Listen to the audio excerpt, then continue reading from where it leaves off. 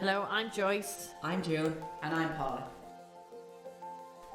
We're the Kavanagh sisters, and we'd like to welcome you to our series of Count Me In podcasts, where we continue to shine a light on childhood sexual abuse and its impacts.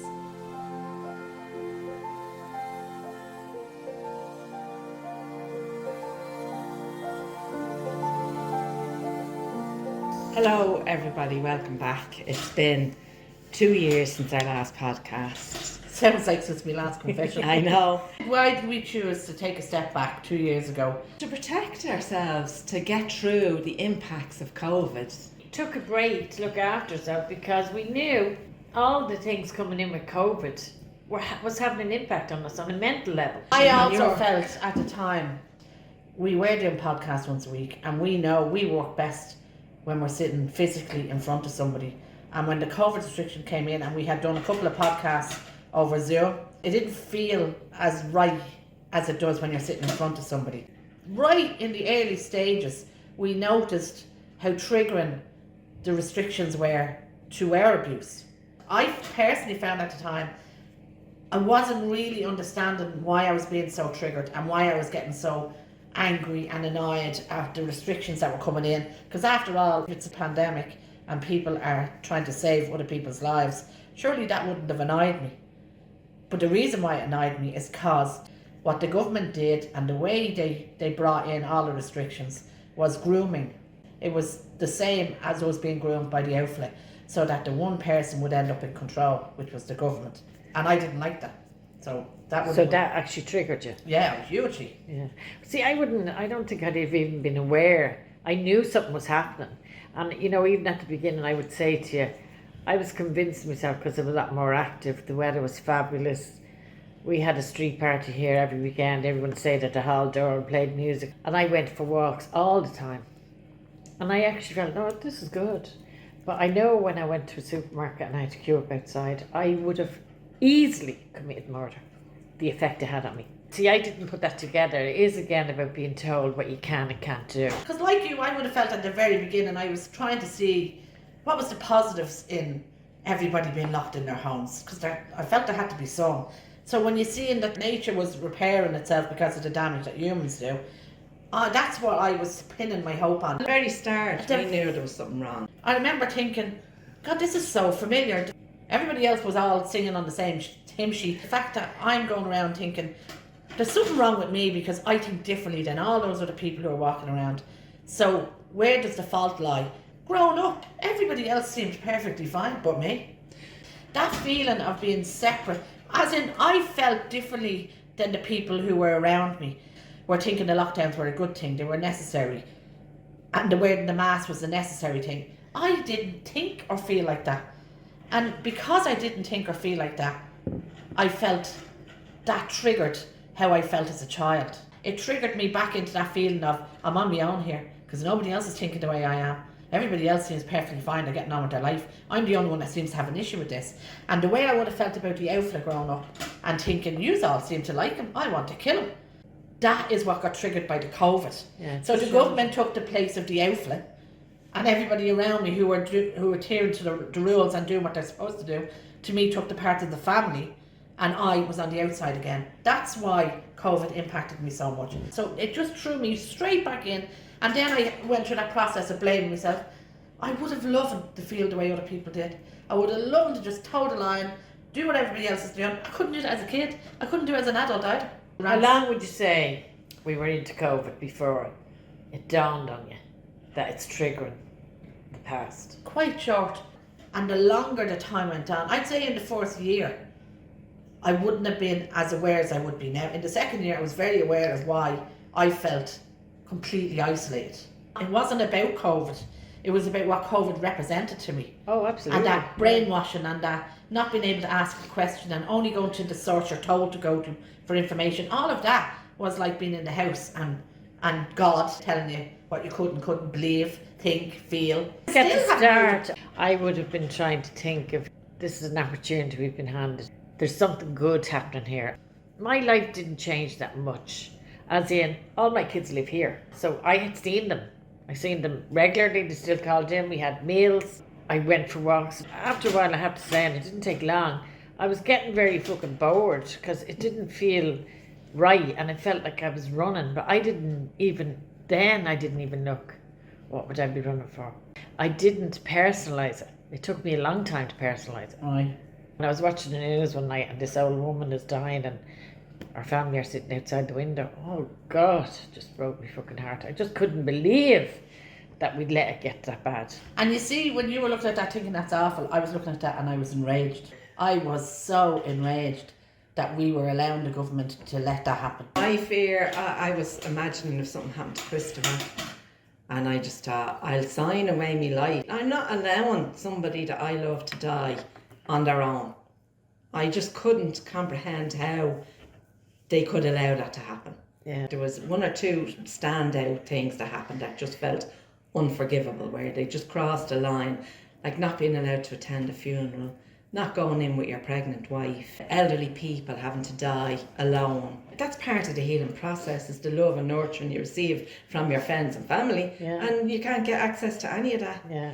And I just felt like anybody that was abused had to be triggered by the impacts that COVID brought along. The level of fear and anxiety that just below the surface in your psychology all day, every day. All the self-hatred emerged because you were compliant. Our decision not to get vaccinated. Now, I was overwhelmed again at feeling on the outside, feeling unacceptable, afraid to speak my truth, that I felt for the longest time it wasn't safe to say, that you didn't agree with what was going on because you knew it wasn't a general opinion. And it just didn't feel safe. So that was fearful. The exclusion, feeling that you no longer were part of the main group. It would have absolutely triggered back to the abuse, where you had to keep quiet. You had to stay in the background. You weren't part of the important group or the group that had a voice or an opinion. So your choices were removed.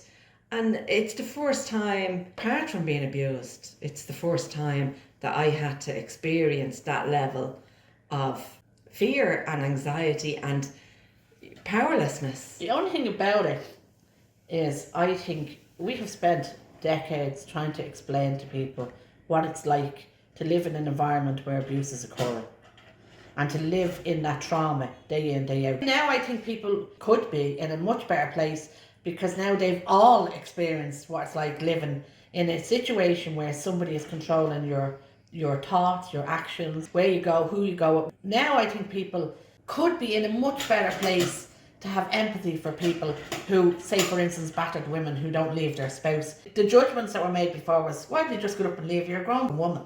Now I don't think it should be that easy for people to make such a dismissive comment. The vaccine part of it is huge, because that was the bit that made you feel you weren't safe to speak your opinion because it wasn't a generally held opinion.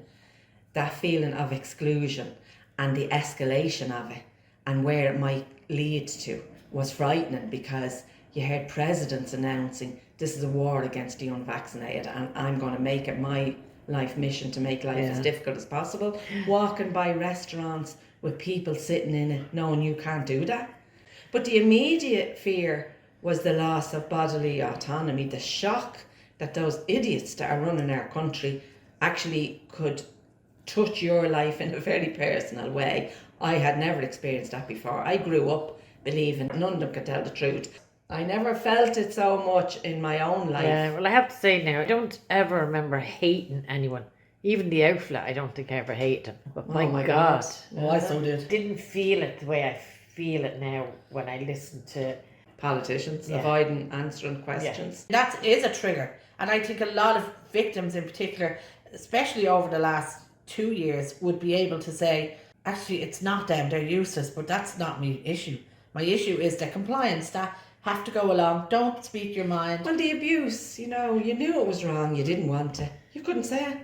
Yeah, and here we had, question with the COVID, we didn't believe it, we thought it was wrong, and we were afraid to say it. Triggers that were going off, and a lot of them subconsciously, but they culminated to create this dreadful sense of depression and anxiety and hopelessness. what was the point in living that kind of feeling? The hardest thing, I think, with the whole thing was one, the role that the media have played, which is shocking, but the fact that nobody was allowed to give a balanced opinion or a different opinion. Follow the science. I just found that was really difficult. Why weren't we allowed to question it? That was the thing that wouldn't let me, it wouldn't rest with me. It didn't sit with me, and I couldn't maintain. And why, in hindsight now, are there people not going, yeah, that was wrong? Yeah. Like, why couldn't we hear the other side of it? Yeah, true. Just as with our grooming, that was gradual. Yeah. That escalated. Fear involved in that, not knowing what was happening. There was so many parallels to what was happening with the pandemic and what happened with our childhood abuse.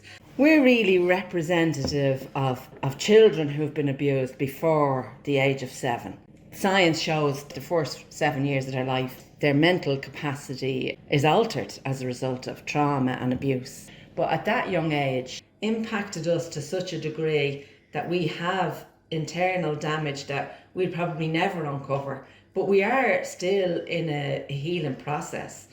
There's still work to be done, probably till we die. And I'm okay with that because I no longer feel the depth of the damage that was done to us. I definitely feel we've uncovered and understand an awful lot more of it. But I understand enough to know there is more to be done. I feel the one thing I will come out the other end as a positive from COVID is I listened to my own gut. It's not right for me. Whatever's right for other people is fine. But for me, it wasn't right. And I followed what wasn't right for me. Only in a conversation with somebody else who had the same opinion did you feel it was okay to say what you really thought. The fear that was instilled at the beginning. I don't know if it's like me at the start. I didn't connect the dots. I was looking at everything that supposedly is an opportunity. So what's the opportunity coming to me? What am I supposed to do with it? How am I supposed to act? I didn't think about what was really happening. The thing that upset me more than anything was people turning against people. It was venomous. Yes. It was very venomous. The language being used, that's what I'm talking about. That was the fear because it was like, oh, well, you're all going to die. And you kind of felt you're going to kill us. Yeah. I always felt, I don't care what you do. I really respect it. Yeah. And I expect the same back in return. Just like our abuse, it's not gone away, and it's not going to go away for people. For some people, probably never. It saddens me that people are now terrified. Yeah. And that, I think, is sad. And I've lost the ability to actually question anything. Yeah, critical thinking. I'm not the brightest bulb. If I'm questioning it, I must be wrong. Because the general consensus has the opposite view. So I must be wrong. But as it went on, just like Paula, I couldn't change my direction because it just felt there was something not right about the information we were receiving. And my gut was screaming to me, this isn't right. The positive thing is you've listened to your gut and you have acted on your gut feeling rather than running with the hair. What did the break do? Because we didn't just step back from the podcast, we stepped back from everything. And for me, it was such a shock to the system. I didn't know who I was anymore. That's the thing I think would come true for everybody, because you have to question. It's like when we start growing, I start questioning, like, who am I? Like, because I was the nanny. I was minding you. There's no problem. I still feel the same way now. Or so what is she? No, but you didn't need me the same way. Yeah. You know, which was great. But it was still scary because I had to kind of rediscover myself. Yeah. Still working on that one there, but that kind of thing. And I felt through this process, I went straight back into the victim. That, what's the point? I had nothing to offer to anybody. I had nothing else because I had made what we were doing everything. Yeah.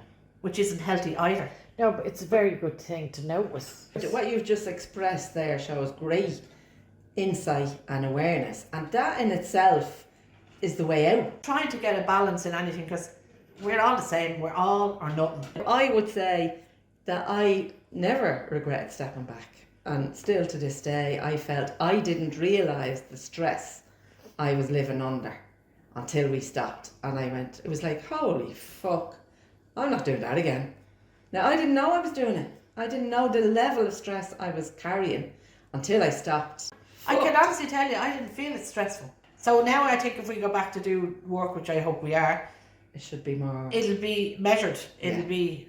Balanced. Yeah, well, I don't think I'm ever going to get balance. But I do think I will be better than I've been before. Something about finding a purpose. Derek was saying the other night, he walked in and I was sitting watching telly, and he said, how's it going? I said, I'm getting bored now. I mean, this is ridiculous. He said, Matt, you never stop. But I said, I need to feel not moving for the sake of moving. Yeah. Yeah, that something has been achieved. I just need to feel productive. I need to feel I'm doing something. Yeah. For me, I was getting up and changing the bed just as I'm learning to do tomorrow. And that's not productive. That's ridiculous. Yeah. Like, every one of us have worked every day of our life from the minute we left school. And to be this free, because I haven't worked since now before Christmas. After a week, it's not funny anymore. Well, I actually lack motivation. Throughout COVID, there would have been patches that I sunk really low, and like that I felt, what's the point? Yeah. Like, what am I doing with my life? There's nothing to do. And Netflix has run out of films. Sometimes it was just doable, it was bearable, it was okay. Other times it was like, oh yeah, I can manage this. There's nothing really wrong. And then I'd hit a slump and it's like, kill me now. It's the waking up in the morning and thinking, well, I gotta be arse getting out of bed. Yeah. And other mornings I get up and the sun is shining and then I feel, oh God, this is really nice now. But it's very hard to stay in that mood. I'm sure there is so much in the pandemic in relation to how it impacted us that we're not going to think of even. Yeah. Because we just did it. It reminded me of survival. That's Do you know, exactly what it is. Because I felt... That is exactly what it is. when That we we didn't live, we That's right, survived. that's We it. existed and we survived. And- this is not living. And I think that's where my resentment would come in, because I just felt I had spent years trying to come out of survival. It just seemed like we had a lot going on, and then all of a sudden it just stopped. Yeah. And that's why I felt like, in the back of my mind, I was thinking, just dropping the podcast is very unprofessional. Like, everybody else seems to be carrying on with their work and life as much as possible. And then I just thought, it was like the abuse. It was like, no, I need all my energy to get through this. I wouldn't have the extra to be coming along and talking and about. hence that would bring up the school. That was how it, we exactly. couldn't- It is, that's the feeling I keep getting, and I couldn't even name it now. Yeah, But it is an existence. That's It's not it. a life. yeah. And you didn't know the end date. And that was also like the abuse. You had no light in sight. No. The gas thing about it No, is in when fact, all you the wouldn't have thought it was restrictions- going to escalate. It was going to get worse. That's where the fear Yeah. escalated in it, and the anxiety levels. That's why it got worse as it went on. Do you know what I mean? Yeah, absolutely. And we knew then we when were they being- dropped him, I was even more lost because I didn't know what to do. I kept waiting for the other shoe to drop. What are they playing at now? What is this about? They've put us through this for 2 years and just decided overnight it's all gone. Yeah. That would also trigger in with the abuse and how it stopped for me anyway. There's so many ways that going through the pandemic would have triggered us and the impacts of the But abuse. it is interesting when you focus on survival, how you lose a life. You Yeah. actually are lost. You've nothing left, Yeah. nothing extra to put into anything. No. You don't look any different, and nor did we. When they remove your lifelines, but they removed you being physically capable of standing in front of somebody. Talking on Zoom or on the phone is not the same. And I didn't even realise that was important to me until they took it away. It was, again, choices and your bodily autonomy. Like you said, the bit that was hardest was people turning against each other. It was the fact that you had to deal with ordinary people that you lived with and were around, and friends having that opinion that if you needed to go and physically be in front of somebody, you were being selfish and how dare you, and you don't care about anybody else. And It might help us as victims to see how the grooming works, because I know we wrote about it, and I know on some level we understand it, but that's like the penny dropping, isn't it? Well, When you it's can physically see it. yeah, because it's like that gaslighting, Yeah. and you don't know. it's slow and Yeah. steady wins the race. Yeah. I'd love to say they didn't understand, but I heard so many people saying like the effect on people's mental health. Yeah. This is all the science that Yeah. they knew, and it didn't make any fucking difference. No. And that's why when they stopped it, you're kind of going, what are they playing at now? And it is one of those things you'll be analysing for years to come. It'll be very like the journey we went on with our healing. It'll take as long as it fucking takes, because we're not over yet. Well, you So see it's the not way gone we're yet. saying, maybe now worldwide people will have an opportunity to understand victims. What? Well, actually, I think that might work in reverse, because I saw things I didn't believe would ever be possible. I saw the way they questioned how did follow Hitler, why didn't they stand? See how it happened. Yeah. I do see how the incremental restrictions. The point I was trying to make, us who had been groomed, lived through that process and, you know, Came coming out the in other and side, out of it, yeah. we should understand. Oh, I People that are absolutely still afraid do, yeah. should understand And it should. better. We I do feel I literally went back to being a child in the house, because the society, community was the family, Yeah. and I was a child and the government were the father, and I feel like I was playing that role way before I even realised what I was doing and why I was in it and why was I angry. Because I was trying to watch myself, where am I putting my energy? Because I Yeah. haven't got any. I had to pull myself back. I didn't get into arguments with people. What gets you out the other side of it? What is it that you sit Well, just back because and it go, worked before doesn't mean it'll work now. That's the only thing. If I was a glass, I haven't got enough to give you. I need it for me to get through the day. It was, honest to God, it was survival at a level I was never aware of before. Yeah. That's what I felt when going through it. It's not that you didn't do it, it's just now you're I aware could of see it. it. I could absolutely see it. I really felt I haven't got to give. That particular trait is something that I would have had more access to that than you. No, I never. Like, you've always been, if somebody had a need around you, you would offer without blinking, without thinking. And if you hadn't got enough, you'd still offer what you had to somebody else. I measured everything. I had to go, do I need that? Have I got enough? If I give that away, will I be sorry? Can I, I'd be doing all of the questions. And that was the trait that I carried through from having to cope with not feeling I have enough just to survive. I picked The whereas things you before- could give, yes. Before I would have just done everything. Yeah. But I just couldn't. So, but you knew the things that you were capable of giving. Yeah. But I would have never noticed the give Yeah. before as much, and also what was taken from me. Yes. Just if you remember when we wrote the book, and it was traumatic. Now, I'm talking about click when Yes. we did that and we went through it, and we joke and laugh and all that, but the real work was done when we had to share our story and we pull each other apart, and we didn't we didn't really do it with kindness, but we did it, and that's where I learned. That's where we all learned. Yeah. And we can only speak from our own experience. We are in recovery from the impacts of sexual abuse. That's still as evident today, although we certainly have come a long way. There are still traces of damage that affect our lives and our psychology. I suppose really we don't consider ourselves victims any longer, certainly not victims of our father. Thank you for listening. Hopefully some of the information we've shared will resonate with you and bring you to a place where you can have compassion for yourself. Please know that no matter how you feel or how you responded to the abuse, it was normal.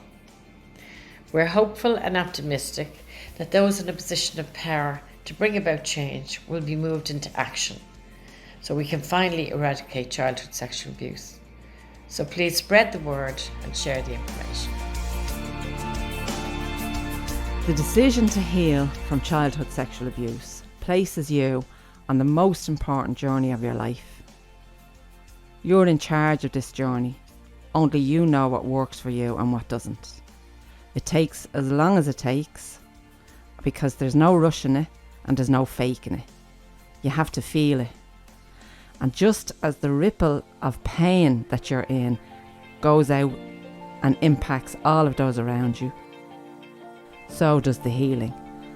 And the more you heal, the more everyone around you benefits from your healing. You've been listening to the Kavanagh Sisters podcast. You can contact us through Facebook, Twitter and Instagram, or email the kavanaghsisters@gmail.com.